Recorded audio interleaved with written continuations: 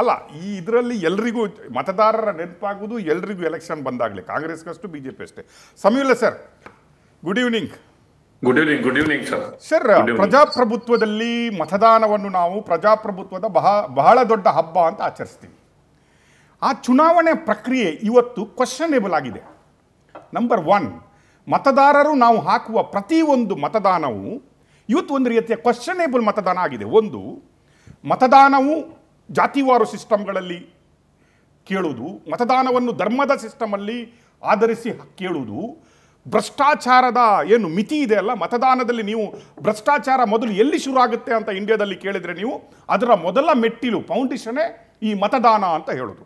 ಅದರ ಒಟ್ಟಿಗೆ ಈ ಸಲದ ಈ ವೋಟ್ ಚೋರಿ ಅನ್ನುವ 65 lakhs ವೋಟ್ ಚೋರಿ ಅನ್ನುವ ಒಂದು ಅಭಿಯಾನ, ಅದರ ನಂತರ ನಿನ್ನೆ ನಡೆದಂತಹ ಬಾಂಬ್ ಬ್ಲಾಸ್ಟ್ ಏನಿದೆ ಅದನ್ನೂ ಕೂಡ ಮತದಾನಕ್ಕೆ ಲಿಂಕ್ ಮಾಡುವಂತಹ ಪ್ರಯತ್ನ, ಇದನ್ನೆಲ್ಲ ನೋಡಿದಾಗ ನೀವೊಂದು ಸೀನಿಯರ್ ಜರ್ನಲಿಸ್ಟ್ ಆಗಿ ಇಷ್ಟು ಎಲೆಕ್ಷನ್ಗಳನ್ನು ನೋಡ್ತಾ ಬಂದಿದ್ರಿ, ಇಷ್ಟು ಎಲೆಕ್ಷನ್ಗಳನ್ನು ರಿಪೋರ್ಟ್ ಮಾಡಿದಿರಿ, ಅನಾಲಿಸಿಸ್ ಮಾಡಿದ್ರಿ. ವಾಟ್ ಯು ಫೀಲ್, ಭಾರತದ ಮತದಾನದ ಒಂದು ಪ್ರಕ್ರಿಯೆ ಯಾವ ಹಂತಕ್ಕೆ ಬಂದು ನಿಂತಿದೆ ಅಂತ ನಿಮ್ಗೆ ಅನಿಸ್ತಾ ಇದೆ ಇವತ್ತು? ದುರಾದೃಷ್ಟಕರ. ಬಟ್ ಡೆಫಿನೆಟ್ಲಿ ಈ ವೋಟ್ ಚೋರಿ ಇರಬಹುದು, ಮತ್ತ ಆಮೇಲೆ ನಿನ್ನೆಯ ಘಟನೆ ಇರಬಹುದು, ಬಿಹಾರ ಚುನಾವಣೆಯ ಮೇಲೆ ಖಂಡಿತ ಪರಿಣಾಮ ಬೀರುತ್ತೆ. ಅದರಲ್ಲೇನು ಎರಡು ಮಾತಿಲ್ಲ. ಆದ್ರೆ ಈ ಪ್ರಮಾಣ ಎಷ್ಟು ಪ್ರಮಾಣದಲ್ಲಿ ಬೀರುತ್ತೆ ಅನ್ನೋದ್ರ ಮೇಲೆ ಡಿಪೆಂಡ್ ಆಗುತ್ತೆ. ಇದು ಮೋಸ್ಟ್ ಇಂಪಾರ್ಟೆಂಟ್ ಚುನಾವಣೆ. ಯಾಕೆ ಅಂತಂದ್ರೆ ಬಿಹಾರನ ಭಾರತದಲ್ಲಿ ಮದರ್ ಆಫ್ ಡೆಮಾಕ್ರಸಿ ಅಂತ ಕರಿತೇವೆ ನಾವು. ಒಂದು, ಕರ್ಪೂರಿ ಠಾಕೂರ್ ಅವರು ತಂದಂತಹ ಸುಧಾರಣೆಗಳಿರ್ಬೋದು, ಜಯಪ್ರಕಾಶ್ ನಾರಾಯಣ್ ಅವರ ನವನಿರ್ಮಾಣ ಚಳವಳಿ ಇರ್ಬೋದು, ಅವೆಲ್ಲ ಹುಟ್ಟಿದ್ದು ಬಿಹಾರದಲ್ಲೇ. ಮತ್ತು ಇಲ್ಲಿ ಹುಟ್ಟಿದ ಚಳುವಳಿಗಳು ಇಡೀ ಭಾರತ ರಾಜಕಾರಣದ ನಕಾಶೆಯನ್ನ ಚೇಂಜ್ ಮಾಡಿದ್ವು. ಹೀಗಾಗಿ ಬಿಹಾರದ ಚುನಾವಣೆಗಳು ಮತ್ತು ಫಲಿತಾಂಶ ದೇಶಕ್ಕೆ ಟರ್ನಿಂಗ್ ಪಾಯಿಂಟ್ ಆಗುತ್ತೆ ಅಂತ ಹೇಳ್ಬಿಟ್ಟು ನಾವು ಬಿಂಬಿಸ್ತಿದ್ದೀವಿ. ಮುಖ್ಯವಾಗಿ 3 ವಿಚಾರಗಳು ಈ ಚುನಾವಣೆ ಮೇಲೆ ಇಂಪ್ಯಾಕ್ಟ್ ಆಗುತ್ತೆ. ಒಂದು, ಕ್ಯಾಸ್ಟ್. ಇನ್ನೊಂದು, ನೀವು ಈಗ ಡಿಸ್ಕಸ್ ಮಾಡಿದ ಹಾಗೆ ವುಮೆನ್. ಮೂರನೇದು, ಯೂತ್.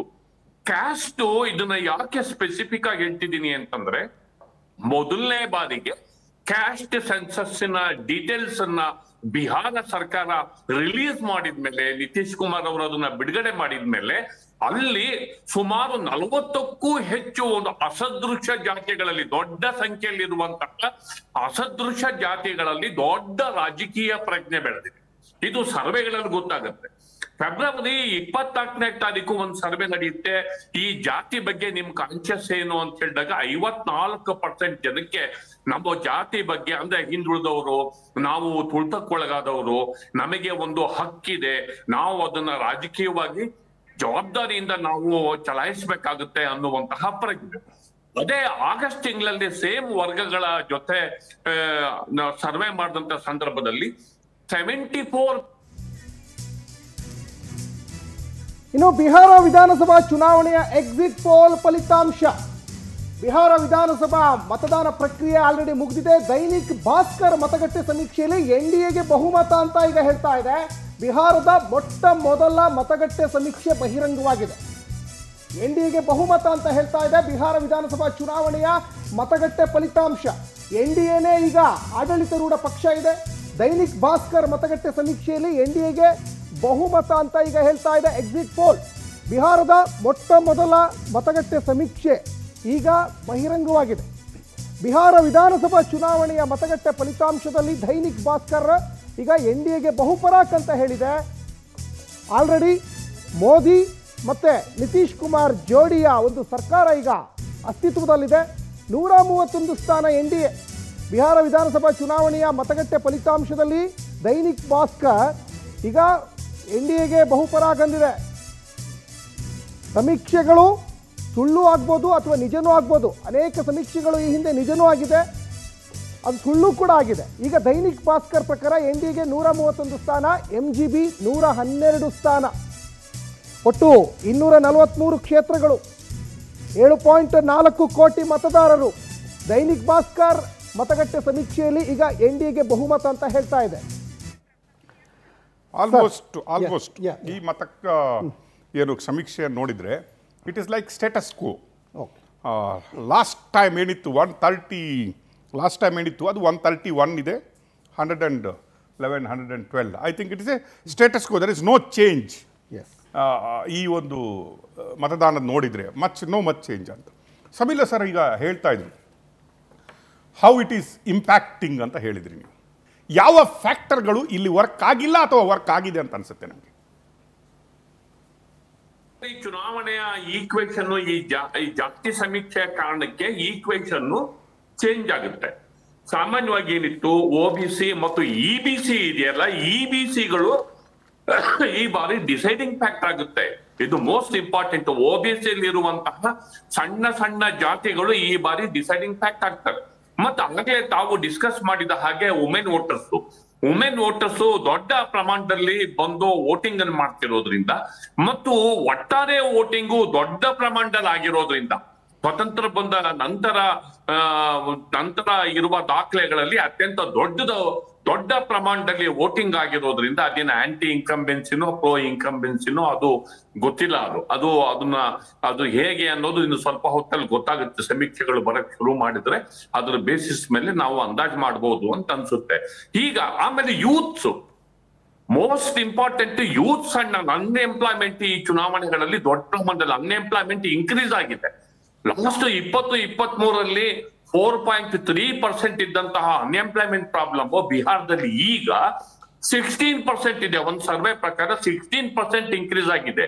ಈ ಎಲ್ಲಾ ಫ್ಯಾಕ್ಟರ್ಸ್ ಈ ಚುನಾವಣೆಯ ಮೇಲೆ ಖಂಡಿತವಾಗಿ ಪರಿಣಾಮ ಬೀರುತ್ತೆ. ಇನ್ನು ಒಂದು ಮೋಸ್ಟ್ ಇಂಟ್ರೆಸ್ಟಿಂಗ್ ಥಿಂಗ್ ನಾನು ಹೇಳೋದಕ್ಕೆ ಬಯಸ್ತೀನಿ ಅಂತಂದ್ರೆ 2020 ಎಕ್ಸಿಟ್ ಪೋಲ್ ಸರ್ವೆಸ್ ಇರ್ಬೋದು, ಅದಕ್ಕೂ ಮೊದಲು 2015 ಎಕ್ಸಿಟ್ ಪೋಲ್ ಸರ್ವೆಗಳಿರ್ಬೋದು, ಬಿಹಾರದ ಬಗ್ಗೆ ಮಾಡಿರುವ 2 ವಿಧಾನಸಭಾ ಚುನಾವಣೆಗಳ ಎಕ್ಸಿಟ್ ಪೋಲ್ಗಳು ನಿಜ ಆಗಿಲ್ಲ.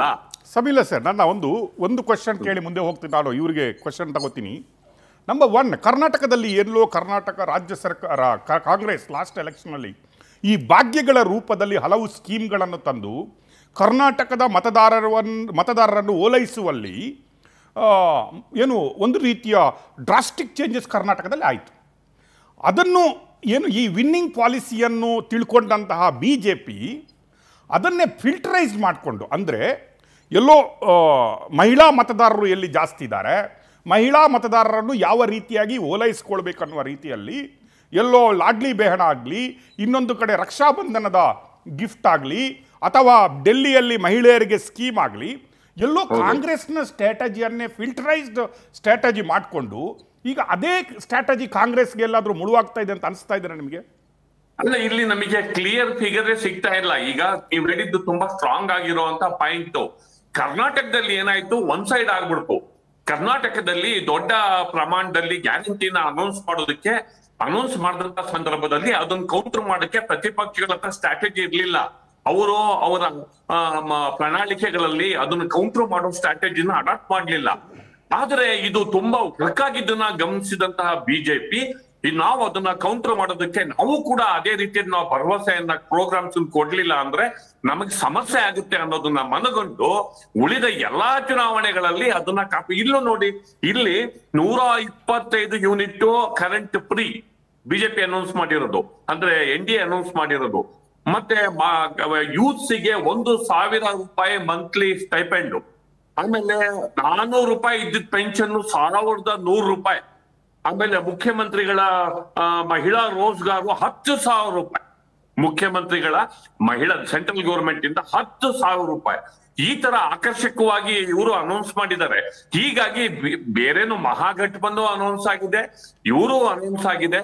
ಹೀಗಾಗಿ ಎಕ್ಸೆಸ್ ವೋಟಿಂಗ್, ದೊಡ್ಡ ಪ್ರಮಾಣದಲ್ಲಿ ವೋಟಿಂಗ್ ಏನಾಗಿದೆ, ಅದೇನು ಆಂಟಿ ಇನ್ಕಂಬೆನ್ಸಿನೋ ಅಥವಾ ಈ ಮಧ್ಯಪ್ರದೇಶ ಮತ್ತು ಗುಜರಾತ್ ಅಲ್ಲಿ ದೊಡ್ಡ ಪ್ರಮಾಣದಲ್ಲಿ ವೋಟಿಂಗ್ ಆದ್ರೂ BJP ರಿಪೀಟೆಡ್ ಆಗಿ ಮತ್ತೆ ಅಲ್ಲಿ ವಿನ್ ಆಯ್ತಲ್ಲ, ಆ ತರ ಪ್ರೋ ಇನ್ಕಂಬೆನ್ಸಿನೋ ಅದು ಈ ಹಂತದಲ್ಲಿ ಜಡ್ಜ್ ಮಾಡೋದು ಸ್ವಲ್ಪ ಕಷ್ಟ ಅನ್ನಿಸ್ತಿದೆ.